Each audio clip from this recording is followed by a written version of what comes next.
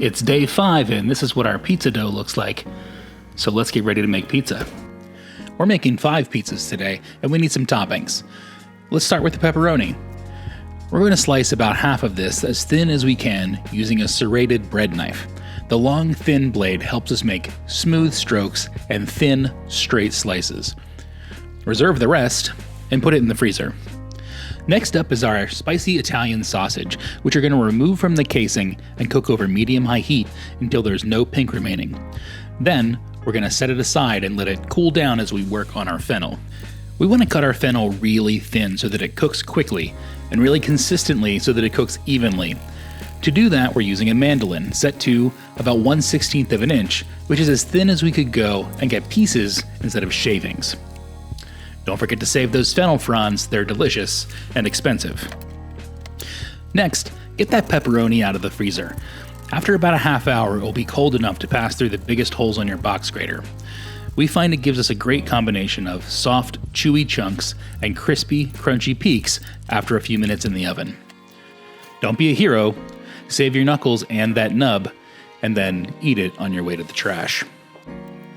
Our sauce is really simple. It's just a can of whole San Marzano tomatoes packed with basil, 2 Calabrian chilies, a dash of Calabrian chili oil, and 2 cloves of roasted garlic. I just throw it all in the blender and start it off on low until everything is moving freely, then gradually increase the speed until the sauce changes color. It gets lighter as the oil from the Calabrian chilies and the water in the tomatoes form an emulsion. Don't forget to taste your work, or clean your work surface, I mean. That's it, you're done. It doesn't get cooked, so just pop it in the fridge until you're ready to go. To extract your dough from its container while maintaining its airy texture, you need to coax it out without pinching it or pulling it too much. My preferred method is to add something to the container that will break its grip and then let gravity do the work.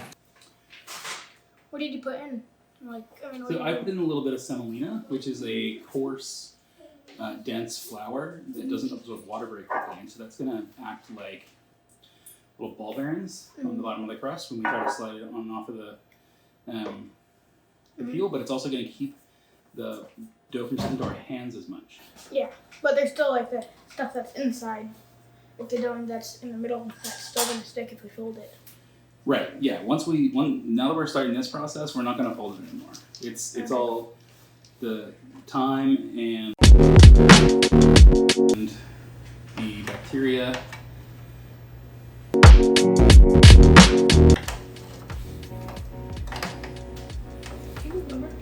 You have to do that right now?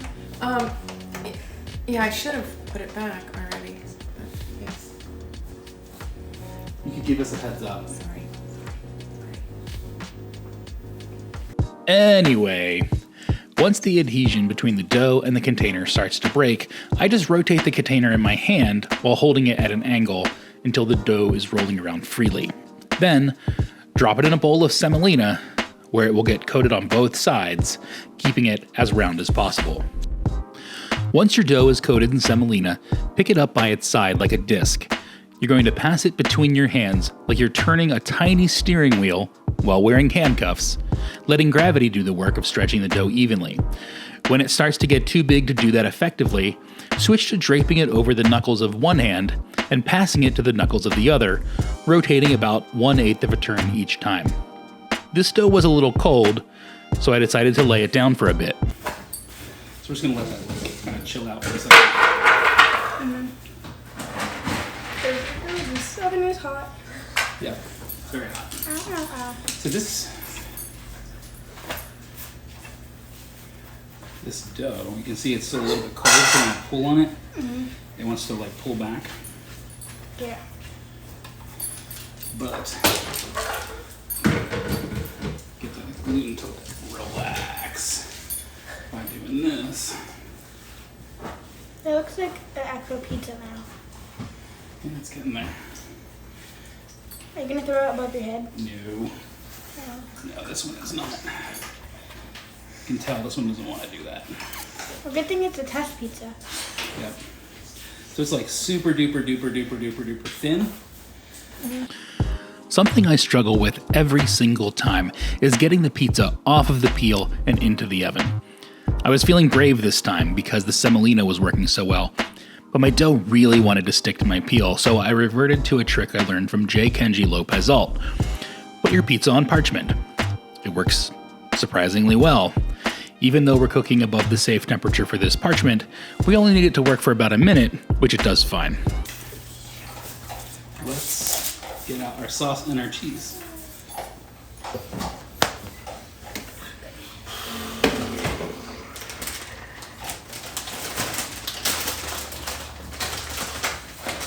That stove is trying to go. Help her. Oh yeah.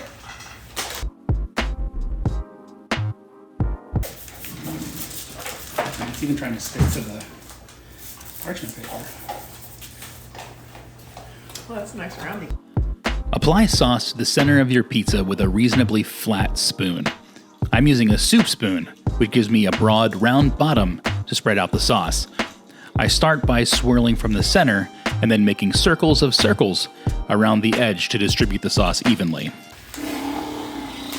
feel like I need to state that under, if you want the best outcome, pre-shredded cheese is not your best cheese, but this is what I found. It's still yummy. Well, at least this is full fat, low moisture mozzarella. The low moisture mozzarella, I decided to get this because the low moisture mozzarella I was finding in blocks at the store last night was all low fat, it's all part skim. I don't like that. You know what I don't like? Pizza that has no cheese. Pizza that has no cheese. Unless it's like a duxelle or like an onion. Like, unless they have like So flavors as long that as it's tasty, you don't care? Yes. But just a plain, untasty pizza with no cheese, you're like... Like if it was just like a normal pizza but without the cheese. That just sucks. You want to have like something that doesn't go with cheese. Onions go with cheese. Mushrooms go with cheese. I know, but like, just not. Just your mom doesn't go with cheese. Your mom. But it's like And timer on, 6 minutes. like you need a flavor palette.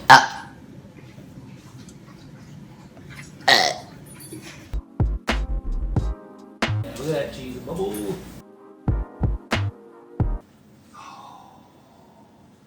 Pizza. Oh, that's very oily.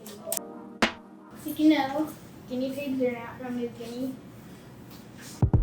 Let's see if we can speed this up from the side. Do you want to try stretching this one out? Oh, sure. I can't tell if that's oil or the cheese has got. You know, that's just the cheese.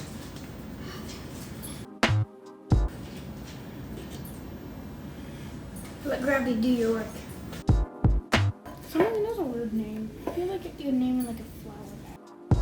Okay, so you pick it up by what'll be the crust, and you like hand it to yourself so that it stretches itself out. Here, smaller, like this. Okay. Okay? And that way, if you need to make it a little bit longer in a spot, you can just kind of pause and hold it. And gravity will stretch. Oh, this is very grainy. That's the whole point of it. It's grainy so it doesn't absorb water as fast. Here you go, you take over.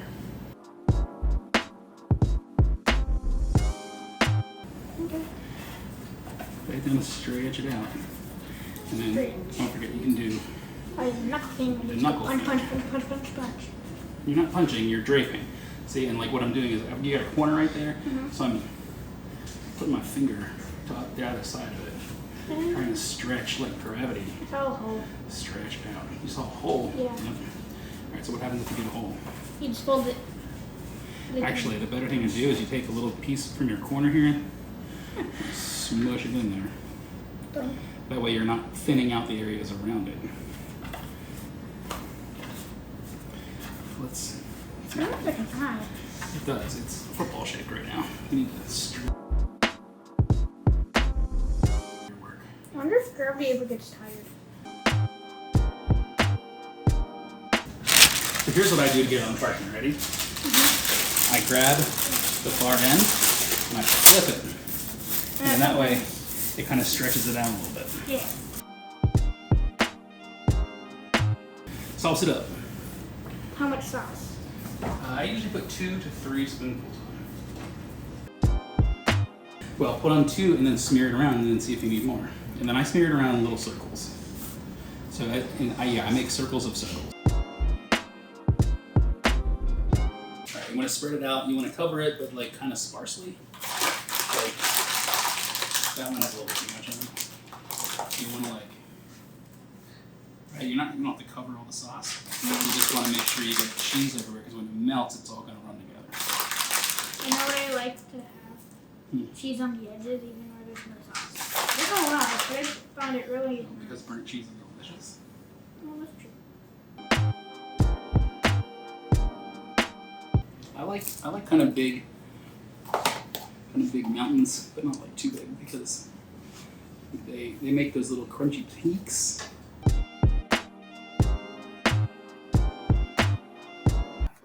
What's the bottom looking like?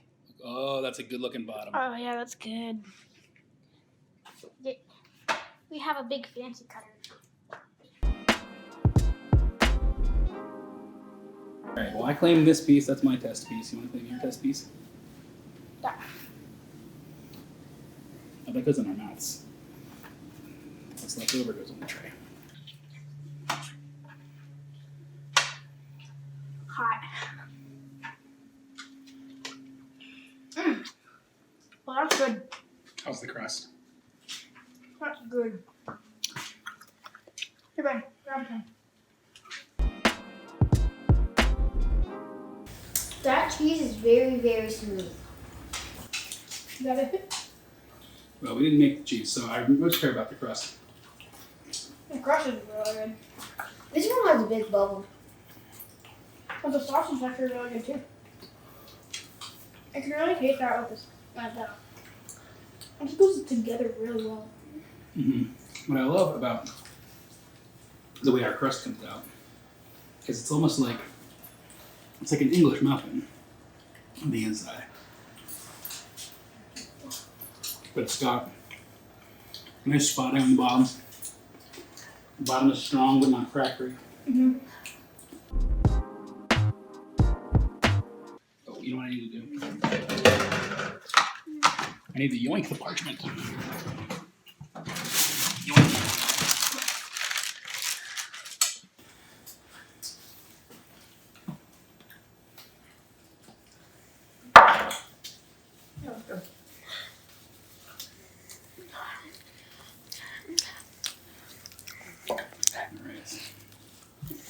So we gotta like get this away from the walls. Okay. I just washed my hands.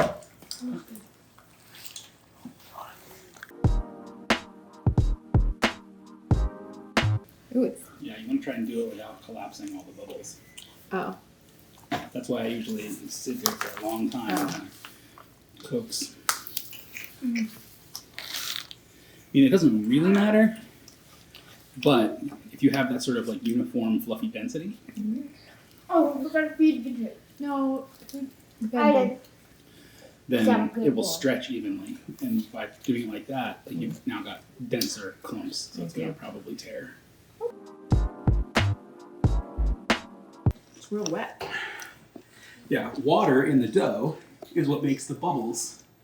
It makes it delicious. It starts getting sticky. Look how You pretty it is! just dust it with a little semolina. It's gorge. Yeah. I did great. Flip it over. You did a great job. All right, now what I do before I fill my pizza is I put it on the parchment. So I put over it and then I flip. Because that way you can use the centrifugal force to stretch it out a little bit. I say centrifugal every day. All right, saucy time? Yep. As you've been told, I do not tolerate cow dairy. This is a kale pesto that uses pepitas and nutritional yeast. The recipe can be found on Love and Lemons, and I'll post the link in the comments. All right, that's a lot of sauce. You're a lot of sauce.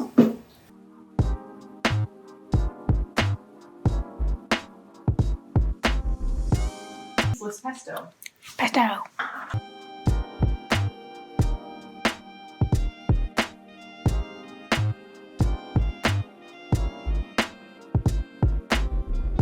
Oh, that had a good smell coming from it though.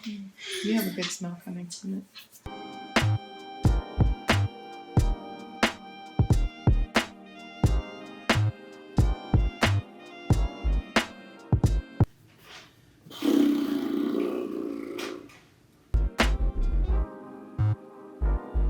Somebody turn the oven off.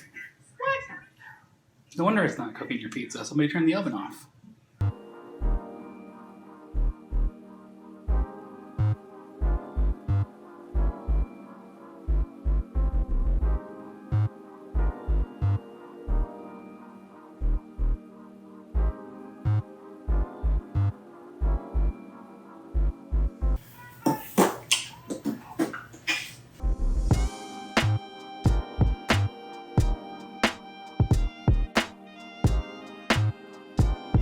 Oh yeah, that's good looking.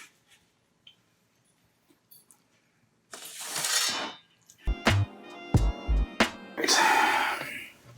Let's look at the bottom of this one. It's got this little oil spot. Don't love it. Don't love it. It's too much pesto. I know which one you're talking about.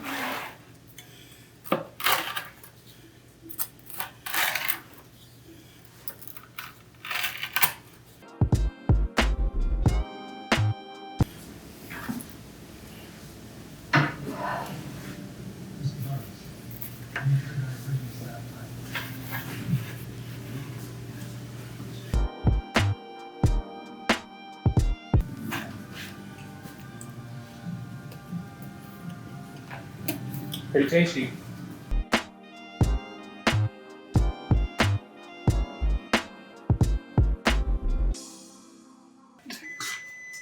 Kind of blonde bottom.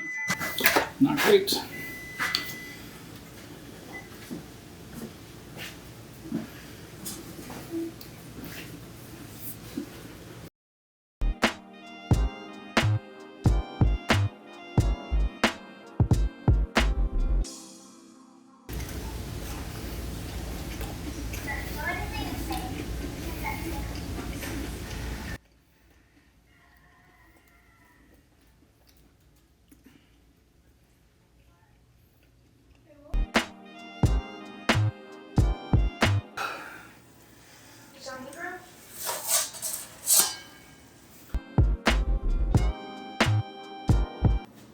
All right, let's take a look at this last one. Ooh, this one had a little bit of spotting, but also a lot of grease. He's a frisbee. And it wasn't quite strong enough to pick it up like a frisbee. It's gonna be delicious because it's full of grease, but a little pepperoni.